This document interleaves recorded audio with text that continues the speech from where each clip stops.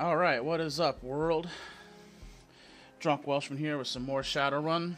For those of you who actually follow my channel, you'll notice there hasn't been any Fallout Tactics updates recently. That has to just do with the fact that my sound keeps freaking out every time I try to do it, and I'm losing my patience with it. And I want to make some content for y'all, so we're just going to focus on Shadowrun for now, until I feel like taking the time and effort to make Fallout work again. I didn't change anything. I don't understand why it's not working. It just isn't. But this is working. And this is more relevant. The MTR door opens as you approach. We're going to head to the Whampoa Garden to discover who's killing the Whampoan elders.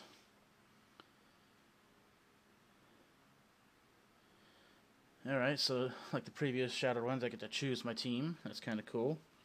So for example, Duncan's not going to be a part of it because I'm already a street samurai. I do need a decker.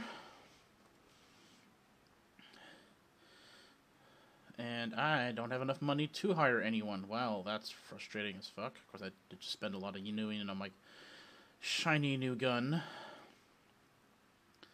So I guess we'll go with the free runners this time.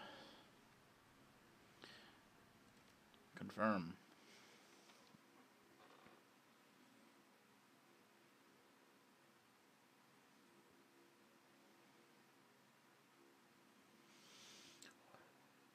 Whampoa Garden, a carnival of chrome and neon, rife with every manner of technology and artifice one can imagine. The entire area has a feel of a night market, save that chips are sold in lieu of steamed buns and vendors hawk the latest drones rather than folk art. Something stalks these streets, hiding just out of sight. It stalks the Whampoan elders, the leaders of the band of tech-savvy squatters that have claimed this neighborhood as their own. The streets smell of ozone and fear, and those Whampoans that you pass in the MTR station have a haunted, furtive look in their eyes. Furtive? Furtive. I can read, I swear. While the killer has struck only at the elders thus far, it may only be a matter of time before ordinary residents are menaced as well. And I actually finished that before it loaded. So now we get to have uncomfortable silence and me slurping Italian soda. You're welcome.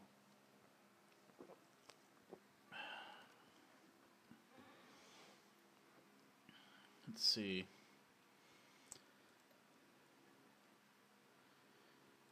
Might as well give it the goblets, since it's just sitting there and she's got the space. She's got spells, she's got gear.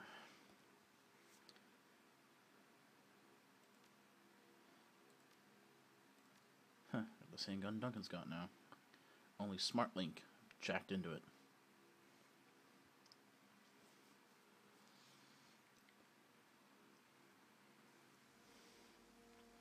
The streets of Whampoa Garden are slick with rain, glittering under the neon glow of a myriad of signs and holographic displays. The sky reflects the same glow, painting the white apartment blocks a sickly orange of sodium streetlights. The smell of grilling meat mingles with other, rarer scents: ozone, engine oil, and high-tech fabrication facilities. Despite the hour, there are plenty of people out and about. You can hear the calls of street vendors and touts. Torts? Touts? I'm gonna have to look that up later and find out what that means. Urging people into their stores. Isabel winkles her nose, scowling darkly. She wraps her arms tightly around her chest, staring off into the distance. Is there a word for feeling nostalgic about a place you can't wait to leave again? I don't miss this place, but I miss the feelings I had when I lived here. Saudade, maybe? Isabel shakes her head. No, that's not it. It's close, but... She lets the sentence trail off into nothingness, clamping her mouth shut for a moment. Isabel sighs heavily. This place seemed like heaven after the walled city, like a whole world had unfurled in front of me, and anywhere I turned there was the promise of a good life. Turned out this place was just as crappy as everywhere else. Everyone was still in it for themselves. Goblet clamps a hand on Isabel's shoulder, who flinches and pulls away. It's a great life lesson, I'm serious. At the end of the day, life's a raw deal. You got yourself, and then a handful of friends. That's it. Nothing else. Duncan casts a sidelong glance at Isabel and Goblet, shaking his head.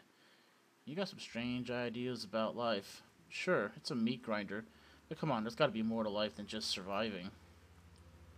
Does there? What makes you an authority on that?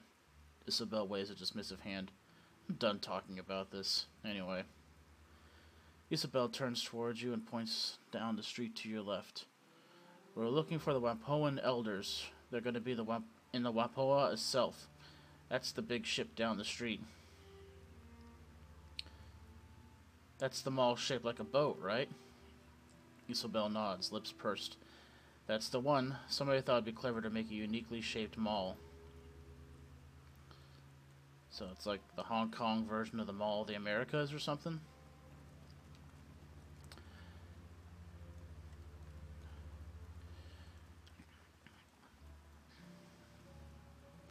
Oh, so people are talking about the murders.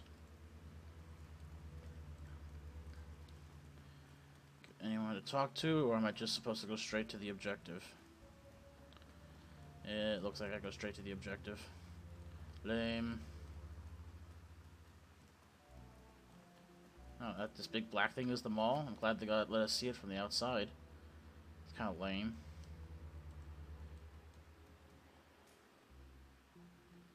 Elder Nig.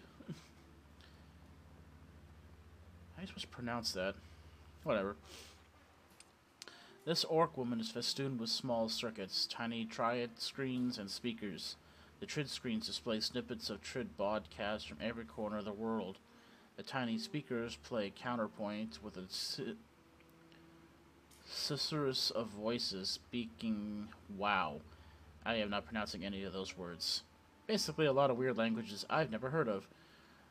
Her expression is haggard, and she fidgets with her fingers as you approach. Welcome. Welcome to the Wapoa, my friend. I am Elder Nig, and these are Elders Tang and Ip. Nig gestures to the elf and human, who each incline their heads respectfully. Thank you so much for answering our request for help. We had nowhere else to turn. Let's keep it business. As long as you can pay, I can help. Under Tang's skin, glowing tattils writhe and change shape. Tigers become cranes and move on to dragons. We're under threat. One by one, we elders are being hunted by some monster. As you may have noticed when you arrived... as you may have noticed when you arrived, there's been another killing just tonight. Ip closes his solid chrome arms. Holographic readouts dance constantly over his face, displaying diagnostic information about their state, operating temperature, servo pressure, and a variety of other minutiae. He looks past you towards Isabel. The prodigal daughter returned one more.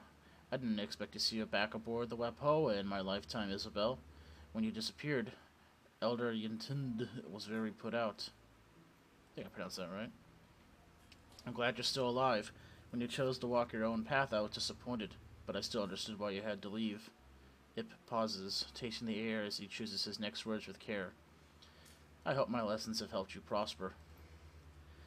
I didn't expect to be back either. Work takes you places, though. Isabel shrugs. A moment later, she places a hand on her pistol, eyes trained on Ip's shoes. I don't cart this around for fun, Ip. The lessons kept me alive. Isabel blinks several times, then looks up at Nig, her expression clouded. Where is Yitund, anyway? I expected her to be here. Nig shakes her head sadly. She reaches out a hand towards Isabel, who shrinks away from it. She's dead. So are Gan and Nakamura, and Tong was killed just tonight. So much blood. You have to stop this from continuing. Isabel's expression remains impassive, but her knuckles grow white as her hands ball up into fist. That's what we're here for. We'll stop the killings. Thank you, Isabel. Nig lifts a hand, wiping tears away from her eyes.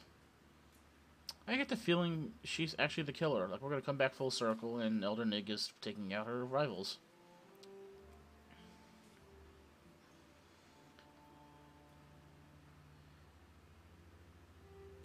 I guess I need some information. What can you tell me about the murders? They started 2 weeks ago. The first to go was gone. We found him in his apartment, eviscerated. Nig swallows, grimacing at the painful memory. He'd been torn apart, his head had been ripped completely off and most of his skin flayed away. There was so much blood it took us a week to clean out his apartment. Tang nods, running his palm over his forehead. The rest have been the same, always at night, always dismembered. Each scene is like a nightmare, and every time, nobody has seen anything. It's like a ghost. I bet it is. Something someone summoned.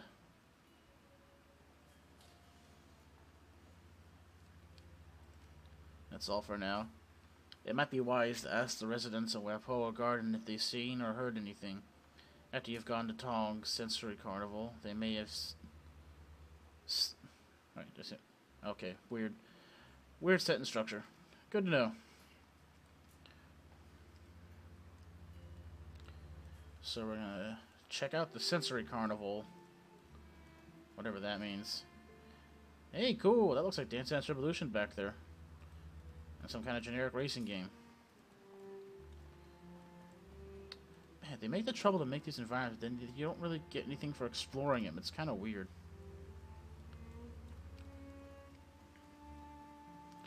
Well, let's check out the carnival. Porter Lamb, at your service. The elders told me you'd be coming.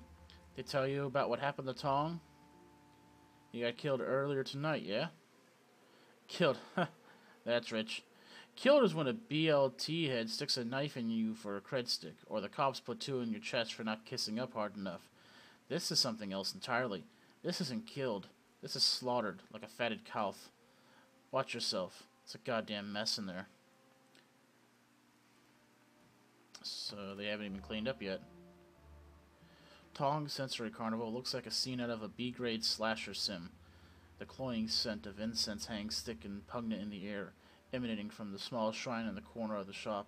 Unfortunately, it does nothing to cover up the reek of death and clotted blood. Despite the ragged remnants of Elder Tong littering the floor, the rest of the shop appears to be in good order, at least at first glance. Nothing is broken, tipped over, or otherwise ransacked. As you're about to step further into the room, you glance at the ceiling and walls.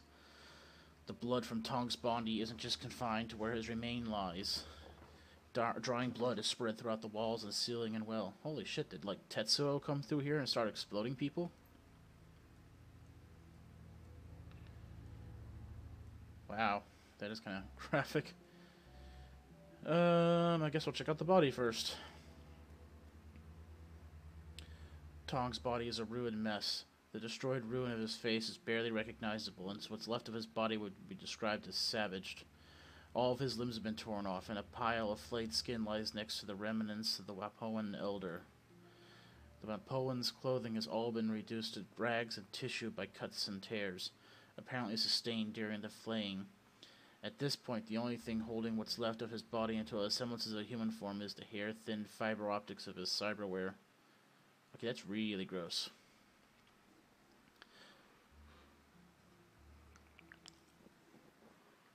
Goblet puts a hand over her mouth, speaking in an uncharacteristically serious tone. Sweet heaven, Marolaeth. I haven't seen anything like that since Auntie Wong tried to stash some cred sticks in a devil rat's nest. Huh? Oh, I guess meaning things were disgusting. I was expecting something kind of description of violence. Anyway, it takes a long to turn my stomach. But we sure have a winner today. This is seriously messed up. I second that. This isn't a murder. It's more like, I don't know, a feeding frenzy. If it weren't for the skin, I'd say Tong stepped on a goddamn mine or something. I can't do any cool stuff, so Goblet's gonna do some cool stuff. You're the boss, boss. Man, this is gonna be unpleasant. Goblet closes her eyes, taking a deep breath. After a moment, she opens them again and makes a strange grunting noise. There's no fear here, Marolaeth. No anger either. Just this kind of satisfied feeling. Tong never saw it coming, and whoever did it was professional about it, which is pretty odd because nobody's professional about eviscerating a body as far as I know. I mean, the murder wasn't some kind of animal attack? I don't know why the killer was after Tong, but it definitely wasn't any kind of mindless creature, or even someone particularly passionate. It was somebody who planned this and executed it, and was glad about it. I don't know, it kind of feels like it was just business as usual. I'm telling you, it's the Elder Nig.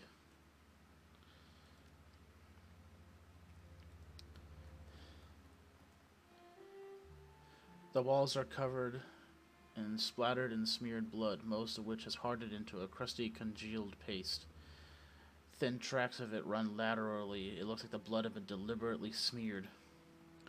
Hey, Marolaeth? I don't know a whole lot about science or all that. Well, I'm glad we have that on record, Duncan. But I know what blood looks like when it hits a wall, and this isn't natural. Well, of course, I read the flavor text before you just opened your mouth, too. Somebody deliberately smeared blood all over these walls. So how it looks like it's got paint trails? That's because somebody used Tong's parts like a brush. And that was some really good timing with the violin right there. No, it's actually kind of creepy. They painted the walls with his blood. Why? Do I look like a psychologist to you? No, you look like a... whatever. Maybe because they're a freak. Maybe they're the one those 6 serial killers see about their murders as art. I got no clue. All I know is what normal blood looks like on a wall, and this ain't it. Some people have a bad grasp of art, so are you praising it or criticizing it? I knew this guy in Kwantong who used to make music out of stray radio static and panic button calls. Called it Crisis Wave. It was awful. That actually sounds kind of cool. What's behind door number 1? I guess we'll check out the desk safe, if we can get into it. Tong's desk drawers are open, and it's a safe bet. And the safe that's built into one side has been opened. There's no sign of tampering, and the green light next to the word unlocked is blinking. Whoever opened the safe did it with a key fob. Inside are several blank cred sticks, but no sign of any money on them. Looks like someone looted his stash. A guy like this wouldn't keep only empty cred sticks in his safe. Tong's bathroom is immaculate and the drains are tiny. Whatever killed him didn't exit through here. I don't know, you ever seen Phantoms? This is a Yamaha 95,000V Simsynth.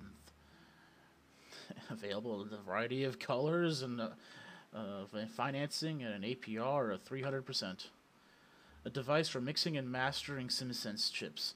Several drive bays are empty and all of the chip jacks are empty. The screen is flashing a repeated error message. Warning, requested files cannot be found. Please return drives to bay and try again. Isabel's going to do some debugging. Isabel rattles out some commands on the synthetic keyboard, stepping away for a few seconds with a look of satisfaction on her face. There, I've put the drive warning on suspend. It's in diagnostic mode only, though. Maybe we'll learn something, maybe not.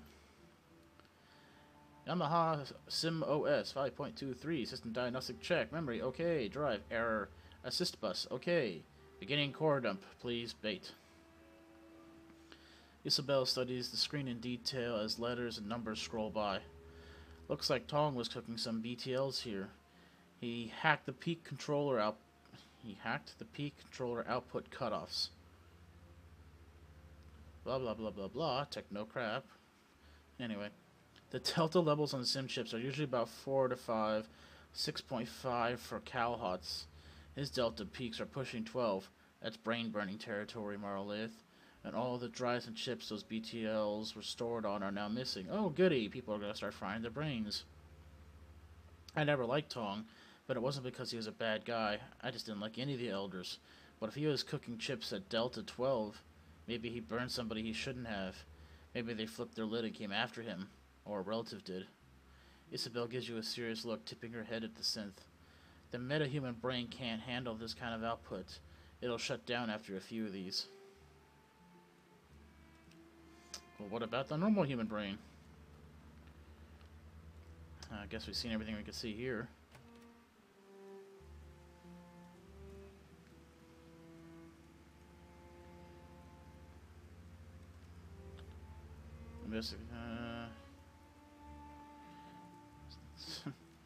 Guess we hit the streets. We start talking to people. Hey there, need something else? It looks like somebody went through Tong's things. Has anyone been inside? Not since I've been here, but before Ip found him. Could have been anybody, really. Ip had a key to his place, but the lock's total crap. Anyone half decent at cracking mag locks could have gotten inside. What's missing? His BTLs, hard drives, and cred sticks are all missing. Sounds like the killer looted his place to me. All this talk of monsters, yeah, sure, there are scary things that go bump in the night, but most of the scary bumps I hear are from handguns and gangers. See ya. Let's talk to Zippy. Hey, Zip. This orc is busily snacking on steamed buns. Yeah, snacking, okay. As you approach, he wipes off one of his hands and sticks it out towards you. Hey, stranger, nice to see you. Zippy Toe Tag at your service. How are you liking my Poa Garden? Man, you're pleasant for what I presume is a mortuary, dude. Let's be nice. I'm Arleith. Nice to meet you, Zippy. Nice to meet you, too. I know it's a little forward of me just to say hello and whatnot, but I'm invested in giving you a hand if I can. This is the part where he talks about APR and loan advancements. Zippy gestures expansively at the squalid neon lit streets. Wow, I just brain farted. This is my home, at least for the time being, and I like to stop these killings. I never met before us, but I know exactly who you are. You're my replacement. Elders had me autopsy what was left of Elder Gan and Elder Nakamura after they got ripped apart, but I didn't want to dig any deeper. Since I don't know you and I could smell a Shadowrunner a mile away, you got to be the outsider they asked to stop the killings, right? Zippy tilts his head back, obviously pleased at his amateur deduction. Show off. Yes, you're right. See, I have good eyes. A lot of good eyes, actually. If you're in the marketplace for replacements. Only slightly used, and they come from certified donors, I swear. I'll sell it to you cheap. A hearty belly laugh erupts from the orc, and he slaps one of his thighs in elation. Man, I kill myself. I'm gonna kill you. Pretty funny. You a stand-up comedian? With jokes like that? Are you kidding me? I'm one of the only trained surgeons around here. I keep the Wampoans healthy. Gotta practice down the road. Blind Chen's a pretty good cyber doc, but he's basically an implant specialist, and that's it.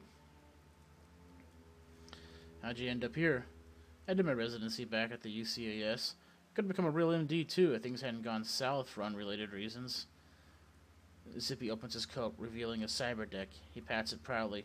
I also deck a little, but I'm better at slicing skin than IC. Or ice, I should say. My Poa Garden seemed like a good fit for me. Get tired of that. See you, Zippy. You ain't got nothing from me.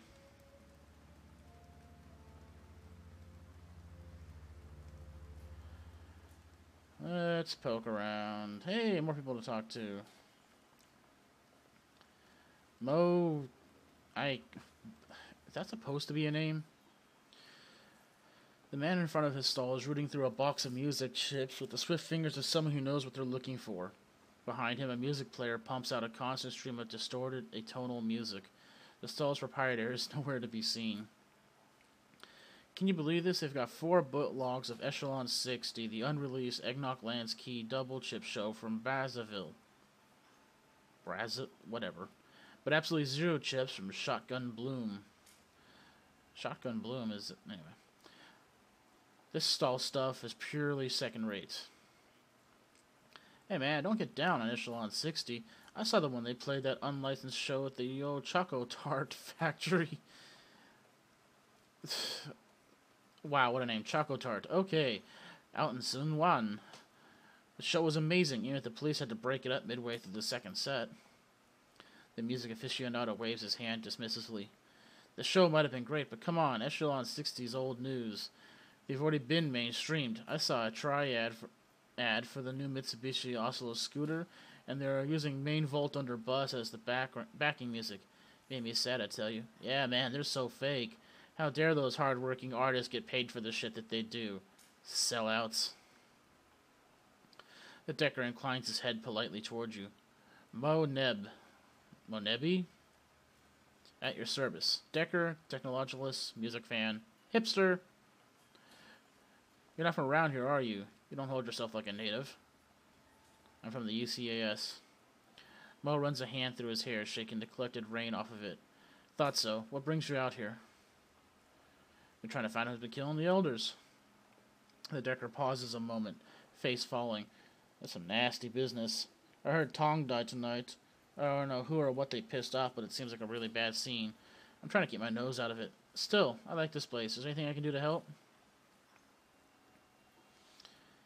Know anything about the murders? I'm trying to stay as far away from it as possible. I'm not connected enough to hear anything important.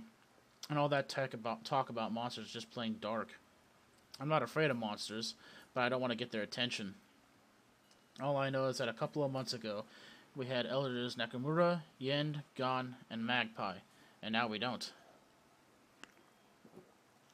Magpie? Never heard of Magpie.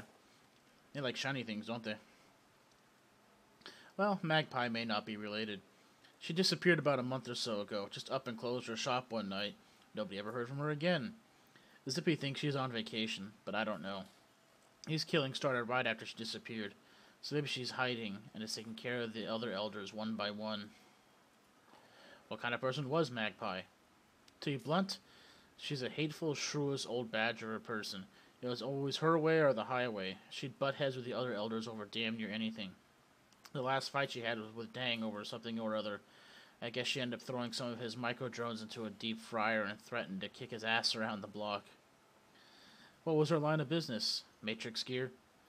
She had a shop called the Jackpoint. Not very imaginative, I know. She's always had the hottest programs, best chips, and made some killer decks for anybody willing to pay her rates. It'll cost plenty a Nguyen, but she was one of the best in the business, at least in Hong Kong. If you want to know more about her, you should talk to Zippy. He's one of the only people around here who got along with Magpie. You could probably find him over by the MTR station. He loves the steamed bun cart over there. Well, that was some clues. Let's see what this Breaker Hoi has to say. An imposing troll stands in front of a stall overflowing with weapons of all sorts. Pistols, rifles, even brass knuckles overflow into the rug around him. Oh there. You look like a woman who understands the value of self-defense. Breaker Hoi at your service, and I can promise you I can help you defend yourself.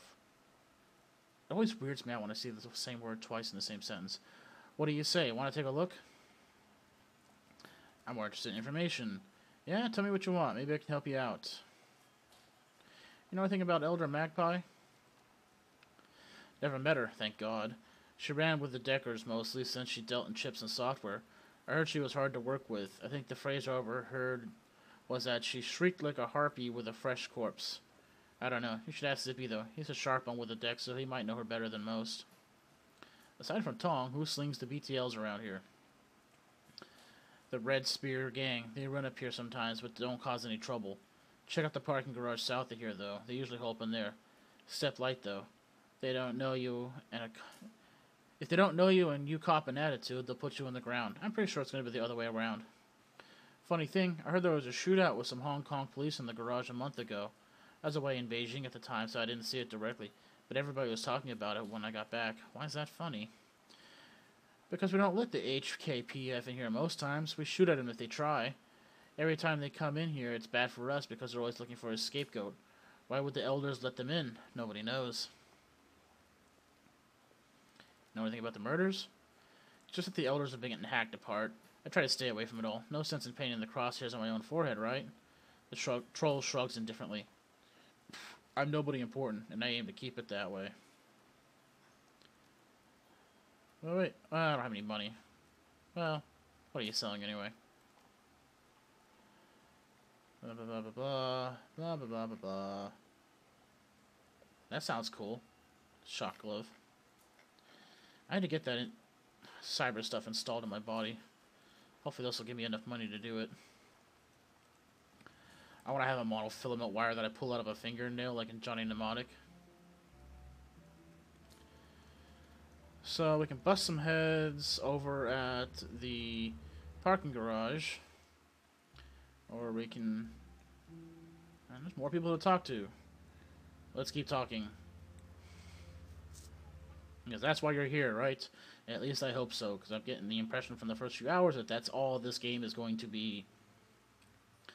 This dumpy-looking man is busily hawking a variety of grilled spherical treats of various sizes. Okay, I'm just trying to picture that in my head. Grilled spherical whatever.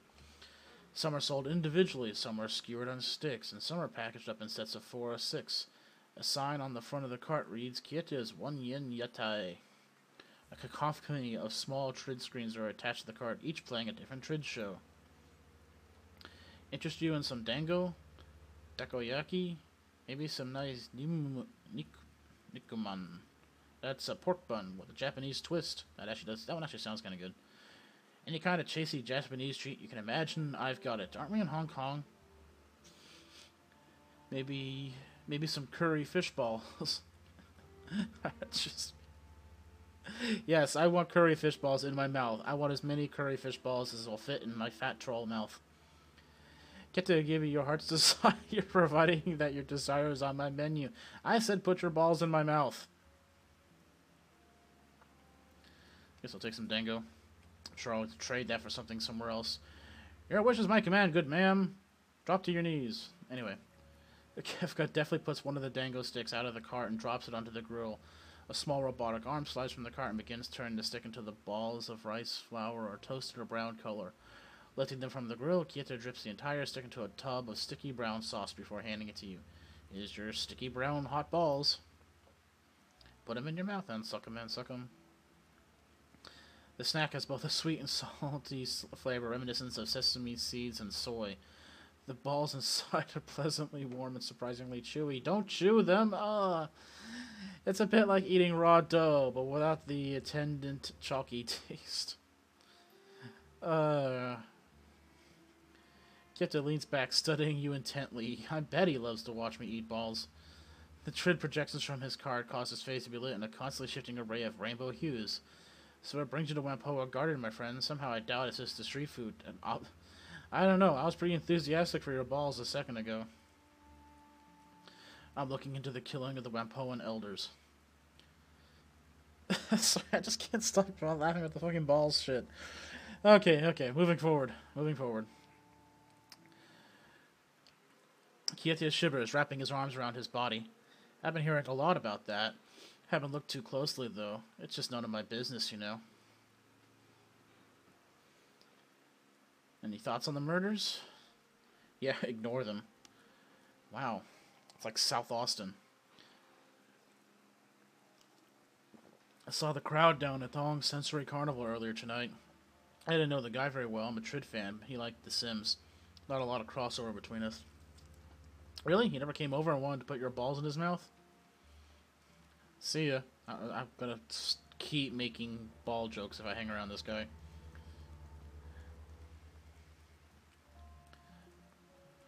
This man has a tired, wool-weary demeanor about him. His eyes track your movements with a penetrating, critical precision. Ugh.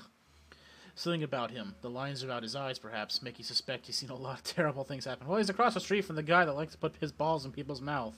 I'm sure he's seen some shit. He lifts his cup of cheap soy calf as you approach. There's actually some pretty cool artwork. Let me guess. You're the freelancers the elders are paying to look into the murders around here. That's right. Who are you? Call me Demergo? I am Demergo. I'm not one of the Whampoans, but I've been here long enough that they don't think twice about me being here. Excuse me. Demergo drains the last of his soy calf in a large gulp. So what have you found so far? You're awfully curious for a random guy. Professional curiosity. I used to be with the New York Police Department as part of the Thermological Research Division. Part of the CIS branch, except I did the magical investigating while other guys pulled prints and checked blood samples. Then why are you here in this slum? Demergo tosses the soy cough cup towards the nearby garbage can. It bounces around the rim and rolls inside. 10 points! When I hear about this shit like this happening, I keep my ear to the ground. Old habits, you know. Sounds like you're more cut out for this job than I am. Elder Nig asked me to look into killings after the first murder. She couldn't afford my fee, though, so I took a pass. It's just not the money, either. Wait, so you're not going to investigate because you charge too much, but you're also curious, but you're also scared of it, and yet you're quizzing me. You are a bundle of contradictions. Demergo shudders, folding his arms across his chest. You see that stuff day after day, you pay a price, it eats away at you. You know what it's like to feel all that sickness and anger every day, to be asked to pick up a murder weapon and relive somebody's death? Feel it going into your neck, pleading in the voice of a dead woman for her killer to spare you? These days, I'd rather interrogate the living. Thanks.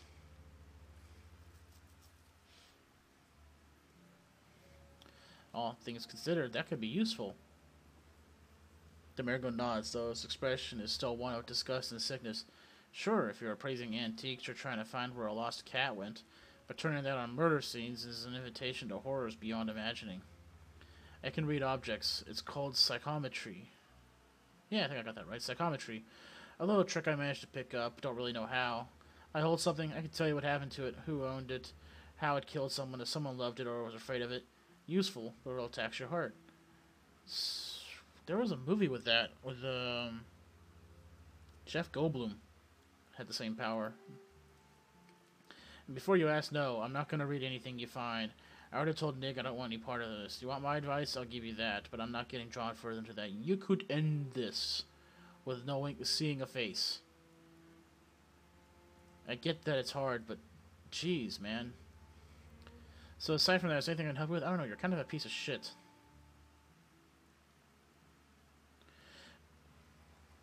Tong wasn't afraid when he died. He was caught by surprise. Demergo arches an eyebrow. That's not what I would have expected. Yeah, because he practically exploded. Again with the violins. Right when things get dark. I wonder if the game understands that I'm getting to that part, or if it's just random chance. That's twice now. That's not what I would have expected with the amount of mess at each scene. The victim should have left behind a hell of a lot of pain and fear. You sure? Very sure. Tong died tonight, so the astral signature hasn't had time to fade.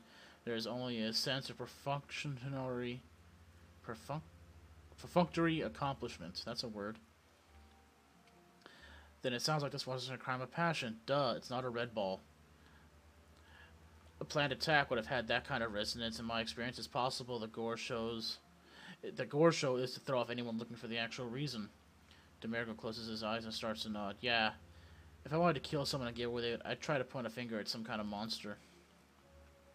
Demergo opens his eyes and smiles a thin, humorless grin.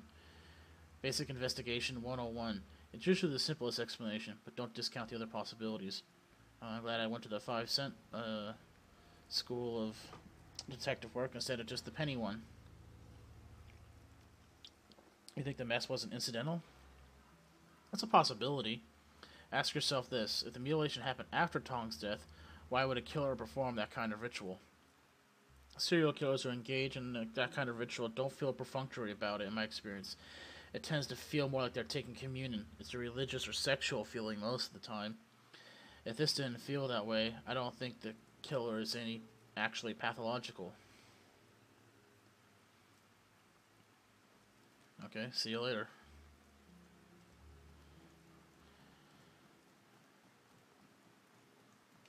So let's talk to what's-his-face. Actually, is there anyone over here to talk to now? Nope. I don't understand why it sounds like she's running on metal when she's on concrete. It's kind of weird. Yo, Zippy, what's up? Can you tell me more about Elder Magpie? Sure, what do you want to know? Where do you think she went? No idea. One day she was here, next day, poof. At first I thought she was just on vacation since she had mentioned wanting to see the Kingdom of Hawaii someday. There's a kingdom in the... Okay, wow. I guess it's the place to be. But it didn't feel right. She would have at least told me she was leaving. It seems mighty suspicious to me. Nobody else seems to care what happened to her. Probably because she pissed them all off so bad. Is there any place you think... A little off for her to just disappear, don't you think? Of course it's odd. She owed me lunch, too. And she was the sort who paid her debts promptly. And you're going to hold a lunch debt over her? Okay. You might want to check out her shop. It's all locked up, but the other elders have a spare key. Couldn't hurt to look around. Even though Magpie was always butting heads with the other elders, they wouldn't have any reason not to let you in. What did they argue about? Magpie and the others never saw eye to eye. She was a contrary for the sake of it. Most of the rest had a grand vision for what they wanted this neighborhood to become. Magpie just wanted the deck. She was only an elder because they needed someone with her matrix chops. The last big argument was between her, Nig, Ip, and Nakamura. It was something relatively trivial. I think Nakamura wanted to expand the pirate trade business into the Matrix, and she absolutely refused. Why'd she refuse? She said something about not using up valuable bandwidth for trivial entertainment bullshit. Anyway, it went from there into this rant about how she wasn't going to let Tang expand his drone business any further because it would get too much megacorp attention. They accused her of blocking it just because she could, which is probably true. Lots of screaming. What do you mean, blocking them? Everybody needs her matrix skills for the business to run properly. There are other deckers, me, Say, or Joe Neb. Mo Neb. Ugh, God, I can't pronounce his name. But she had the infrastructure. If their project didn't interest her, she wouldn't even give them the time of day. She's real hard-headed about having her time wasted, but she figures if she's not interested in something, it has no value objectively. Kind of a major blind spot if you ask me. Could you let me into her shop? No, can do. Not because I don't want to, but because I don't have the key, and I think we've already learned all this. And I'm going to go ahead and hit a stopping point there before my computer explodes, and I will see you around next time.